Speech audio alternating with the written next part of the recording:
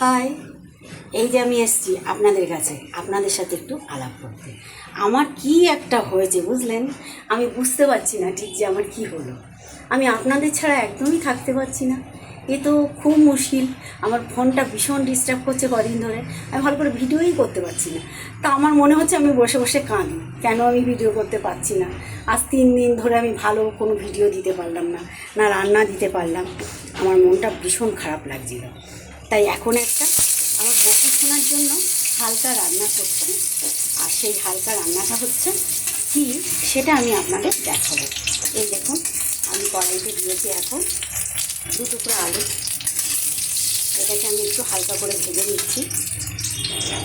আর আমি দিয়ে দিচ্ছি, দেখুন এর মধ্যে আছে, আলুটা ভাজা হোক, এর মধ্যে আছে মুরগির মাংস কিছুটা, টমেটো, পেঁয়াজ, কাঁচা লঙ্কা একটা, পেঁপে আছে, গোটা আধখানা একটা পেঁয়াজ আছে, আর আছে একটু রসুন বাটা।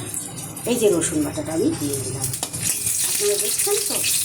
একটু কিন্তু দেখবেন, এত বলি একটু দেখবেন আর আমাকে জানাবেন যে হ্যাঁ দেখেছি। কেমন? এটা দিয়ে আমি এখন বানাবো। আদাটা গোটাও দিয়েছি। এই যে আদা, কিন্তু এই স্যুপ বানাতে গেলে আদাটা এরকম টুকরো টুকরো দিলে হেভি লাগে। এই আমি দিয়ে দিলাম কড়াইতে সমস্ত কিছু একসাথে। সামান্য আমি একটু তেল দিয়েছি, সামান্য, না দেওয়ার না। আসলে স্যুপটা তো তেল না দিয়ে বানালেই ভালো হয়, কিন্তু এখনকার বাচ্চা কাচ্চা তো ওরা মোটেই খেতে চাইবে না। তাই আমি আস্তে আস্তে সামান্য একটু তেল দিয়ে আস্তে করে দিয়েছি, গ্যাসটা একটু কষিয়ে নিচ্ছি। সাথে থাকুন, ফিরে আসছি কিছুক্ষণ পর। দেখুন আমি মাংসটাকে একটু হালকা করে কষিয়ে নিচ্ছি, বেশি কেটে দেওয়া আছে তো, একটু সুন্দর করে কষিয়ে নিলাম।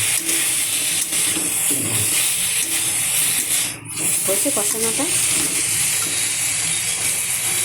এবারে আমি জল দিয়ে দেবো। দিয়ে প্রেসারে দেবো। আমি দেখাচ্ছি, সাথে থাকুন।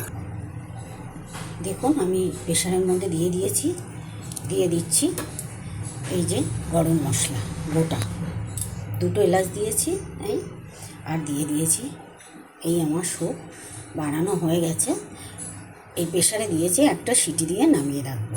নামানোর পরে একটু গোলমরিচের গুঁড়ো দেবো আর একটু বাটার। কেমন লাগবে বলুন তো, খেয়ে বলতে হবে। ওই জন্যই কিন্তু বারবার আসতে বলি, এটা আমার গোপুর খাবার। তাই আমার গোপুর মতো যারা আছেন তারা সবাই চলে আসবেন। কেমন? দেখুন দিয়ে দিয়েছি আমি কিন্তু একটু গোলমরিচের গুঁড়ো। আর কেমন হয়েছে সেটা দেখে বলবেন। খাবার নিমন্ত্রণও রইল। টাটা, শুভ দুপুর। আমি আপনাদের গোপুর নাম্বার রান্নাঘরের থেকে কাজে আপনাদের এখনকার মেনুটা দেখালাম। চিকেন স্যুপ কেমন হয়েছে খেয়ে বলবেন। বাটারটা একটু পরে মেশাবো।